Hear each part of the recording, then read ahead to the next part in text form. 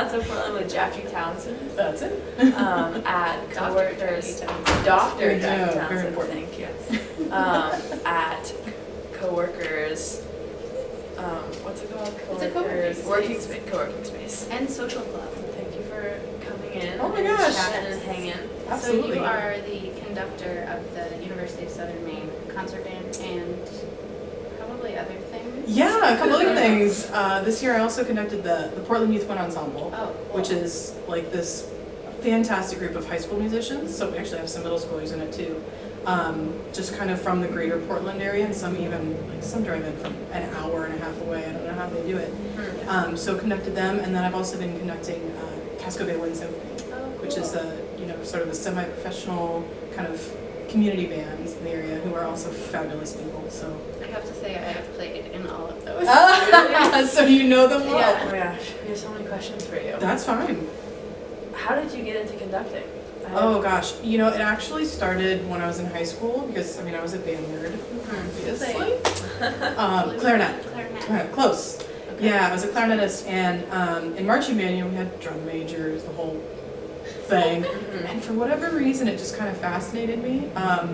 But even outside of the marching band thing, I just started to find myself really becoming interested in how this sort of gestural communication works, right? Like, how is it that you're able to get an ensemble to do these things without really using your voice? And for me, that kind of gets a little deeper than that because, believe it or not, when I was growing up, I was incredibly quiet. I was the uncomfortably quiet girl. Yeah. And I've got grade cards to prove it. Like, all my teachers, oh, Jackie's very smart, but she's very quiet, and I did not like to speak up. I wasn't really scared or anything, I just didn't want to talk.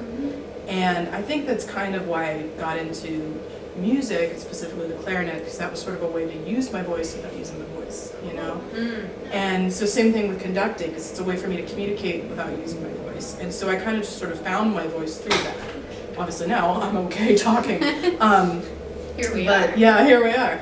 But then when I was a senior, I was one of the drum majors, and I fell in love with that. I love the idea of being able to study a score and to communicate with a full ensemble, and it's just, there's nothing like it. It's kind of like musical sign language. It really is. Yeah, it really is. And I learned a lot from that about what works, what doesn't work. How to kind of come off as genuine without being cheesy. I think a lot of times people think of conductors and they think of these, amazing figures. Yeah, and it's like, it's not really about that. It's about you and this person or group of people and being real with them and saying, like, I'm here for you, here's what you need. And then obviously in undergrad, I took conducting classes, and when I taught public schools, I was conducting a lot.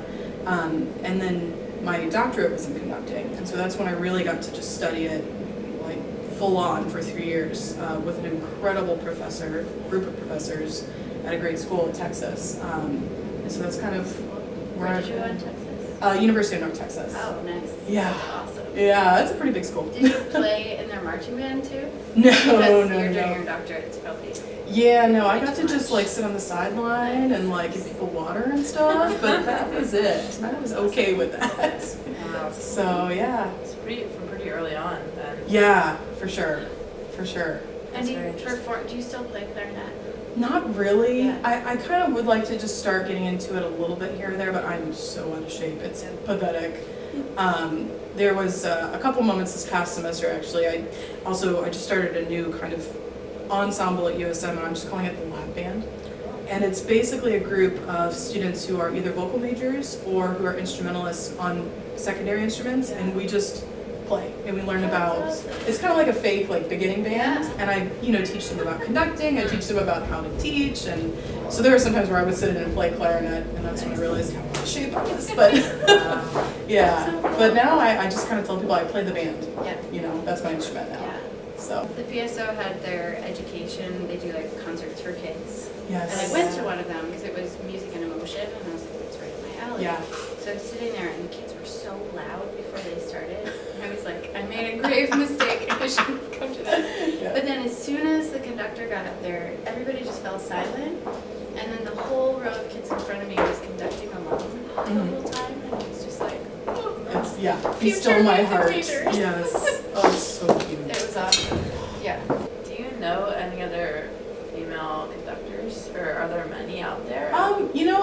actually, I mean, I don't know a whole lot personally, but like some of my idols are, like Mallory Townsend at Northwestern in Chicago is one of the most amazing in my opinion.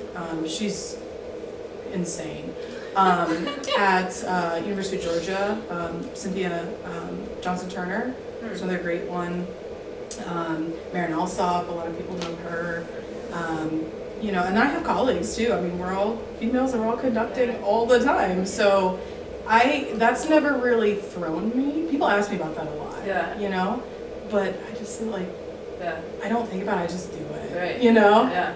And that's probably from, like, I grew up in basically a single parent household, and my mom was just like crazy workaholic nurse, like just getting it done. And so like, that's all I know. It's like, just do it, Just right? do your thing. And all my mentors have been these amazing, awesome men, and it just never fazed me. Like, yeah, I want to do that too, so I'm just gonna do it. Right. That's so important. Yeah. I think probably you get asked about it a lot because you read the statistics and they're like, Yeah. there's not as many female conductors. Yeah. Right.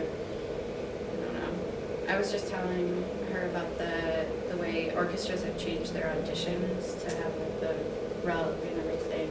Oh, So yeah, that yeah, they're yeah. sort of, So you like, can't hear the gender heels blind. and, Yeah. mhm. And the numbers on that were astounding even for the Portland market.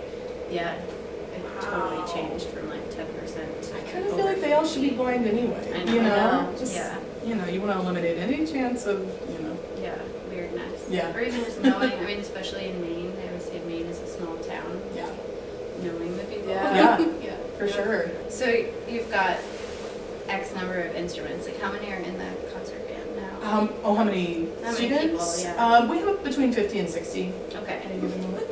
So in our bands, usually there's like 5 of us, I don't know.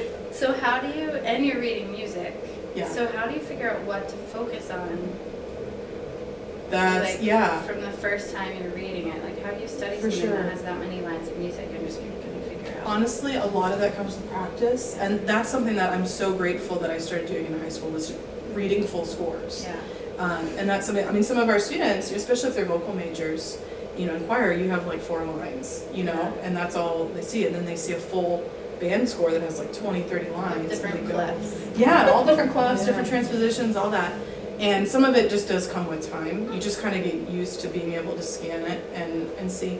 But what I do is when I study a score, I mark the crap out of it. Yeah. I like color all Oh, over. cool. Some people aren't into that, but I really respond to that. And it's sort of like, I liken it to, you know how people say if you actually physically take notes, you remember it better? Even if you don't, you know, typing doesn't do it, but physically doing One it. of those people. I am too. Yeah. And so I kind of figured out that if I mark a score, you know, here's the entrance of the trumpet, there's a huge decrescendo here, this chord is significant, and I mark it, I kind of Oh, yeah. ingrain it, you know what I mean? So it's not, I'm not so dependent on actually seeing it because I remember it from my study. But there are times too where I'm just sight reading a score, and it's just, honestly, it's because I've done it for years and years, but I just kind of get used to it, so. So even if have you usually heard the piece before? I mean, sometimes Yeah, most of the time. Yeah. Because, I mean, it's 2019, you can find recordings everywhere. It's 2019. Even, you know, bad recordings, you can still find them and go, okay, we're not going to do that. But, you know, that's part of the training, is that you're able to do it without a recording if you want to. So sometimes if I'm doing like a brand new piece, for example, and I don't have a recording, you know, you plunk up melodies on a piano, or you know, you sing it out loud or whatever. So that's kind of how I do it. And the one I saw you conduct, we were just talking about it, and I already forgot her name. Oh, Alex Shapiro? Yes, the Alex Shapiro piece was incredible. Yeah. And you had like headphones Yeah. in while you were conducting? Yeah. Which had what in it? So all that had was a click track on it. Okay. So- Not the recording of the No. I had the option to do that, but we kind of did some tinkering and realized I just needed the click track.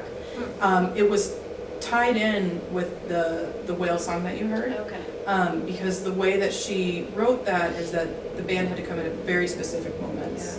So I would just kind of, it was basically like hearing a metronome, and I just had to conduct to the metronome, is what I was hearing. Yeah. So, which I kind of hated because I had no freedom, but it was cool. It was cool for them and me to play a piece like that, you know. So yeah. We're playing musical charades today. And I wrote all the charades on these pieces of paper. And Dr. Townsend will be acting out the charades, and Kate will be trying. guessing them. Kate has not read them. I did not know about this till today. And they're music related, you said? Yes, they're music related. Some of them are songs, some of them are musical artists. Yes. Awesome. Okay. Some My of them are idea. composers. My idea was to try to get you to match all the instruments in the concert band to an animal, since you like animals. Oh. But we couldn't Oh, figure I out how to turn like that into a game. that. So this is an artist. Okay. An artist who passed away, unfortunately, about 10 years ago. David 10 Bowie. years ago? Oh my gosh, it's so long ago. Yeah, it doesn't seem that long ago. I remember the day this artist passed away. It was a big deal. So I'm Michael obsessed. Jackson. Yes, good job. I remember that day wow. too. That was really good. That was It was devastating. a really bad day. Yeah. Anyways, okay, all right. Different I artists. studied his dance videos my whole childhood. Same. Did you try to do them? Oh yeah. I did too, and it didn't go. Okay, different artists. We're going back a couple hundred years. There's a movie. I don't know if I should give the title of the movie. That'll probably give it away. This composer. Free Willy. No. Oh, it's Michael Jackson too. Composer had to deal with a certain ailment. While they were Children? yes, good job. This is good. Is this lame? No, this Okay. is really good. I feel like you're being sarcastic. This is an instrument that I think is super nerdy. You actually have to be very close. No, you have to be a good keyboard player, but also have good upper arm strength, I would think. Marimba? No. Is it in that family? Oh, No. you remember? Yeah. I feel like you I hear am it really a lot nerdy. in like polka music, maybe. Oh, accordion. Yes, good job. Mhm. Okay, Yeah. different instrument. Also, this one drove me bonkers. In the percussion section, it drives me bonkers because you can't really control it. You hear it a lot in music of Chimes. Central America, South America. You shake it. A shaker. Very close. Shaker-a. No. You shake it and you can't control it. Yeah. I mean, you can kind of control it. Maracas? Yes. Oh. I mean, you're a percussionist, so you know, right? Like, it's like Yeah. annoying because, Yeah, Anyway. I see what you mean about control. 'Cause the little yeah. beads. You can't control the timing of it. okay, unpopular opinion, I think this artist is a little overrated. But I still enjoy her very much. Beyonce? Yes. Wow. You're reading this with We're on the very, same page. very limited. I do love Wow, her. really, but I guys? think- Wow. I'm sorry. I'm sorry. I said it was There's a unpopular lot going opinion. on there. Um, I think it was before you were born even, but she wrote this song that I just like can't take her seriously because of it. Oh, which I'll one? play it for you later. It's I was born. It's called. Sorry. Well, it sound like fourth. I mean, I wasn't like old enough to listen to it then, but I think Okay. it's like that old. Okay. Yeah. I can't remember what it's called, but it was when she was in that other group. And Destiny they're, Child? and they're singing this song Same that's minute. like about how they will do anything for their man. And it's like, I will shine your shoes and make you a sandwich. And it's just no. Different times. Yeah. The 90s. So in November, we're having John Mackey Oh come. yeah, I heard about that. So excited. And so I kind of been thinking like what would be really cool is to do, do you know his Wine Dark Sea Symphony? So he took each movement of that and kind of watered it down a little bit, scaled it back. So it's not super, super, super difficult. Starting with Lightning Field, a lot of people know Lightning Field. That's actually a reduced form of his third movement of that symphony. Wow. And then last year he did this Cruel Moon, which is a reduced form of the second movement. And he just finished Until the Scars, which is a reduced movement of the first. So I'm like, let's do Baby Wine Dark Sea, you know? That's awesome. So he's coming, so we're going to do those three. And so I'm going to, now I have to kind of think what would complement that, what would, work with that. So it's a lot of stuff, a lot of listening, a lot of studying, a lot of... to think about. It is. And I mean, honestly, in the end, it kind of comes down to what feels right, what feels aesthetically good to me. And if something feels like it just doesn't fit, I'll put it to the side. Even if it's a great piece for them, it has to flow. It has to tell a story. Right? Yeah. So That's so different. Like, how are you picking what you're playing tonight? Yeah. Because when it's just us, it's different. No. Yeah. I mean, are you doing all originals? Okay, so Well, that's cool. easier. Yeah. No, so glad you asked that. It seems important to you. Yeah. It's incredibly important. It's something that I just gave a session at the MMEA conference a few weeks ago, and it's something I was really relaying to these local teachers. Is like, this is where you get to be an artist. Because a lot of us, I think, when we go into the education field, we kind of lose that. And so it feels like we're, it's just a job. Yeah. And it shouldn't feel that way. In my opinion, it shouldn't feel that way. And that's where you get to be the artist, is putting this together and creating this program that's a reflection of you and a reflection of something you're trying to say. Right? So like that concert, I was trying to show a reflection of how music has been inspired by nature and by animals. And then attaching it to this other, venue of supporting the Refuge League. So, I think thinking of it like that, it makes it so much more fun. It's a lot of work, but it's a lot more fun. And it draws the audience in. Oh, too. absolutely. It gives them stuff to think about. Even Absolutely. After Yeah. yeah. Exactly. Cool. Ties into what you were going to say. I'm really interrupting you. Rude. Oh gosh. I just got that song out of my head. Sorry. Yes. Better than Baby Shark. Oh, gosh. Yeah.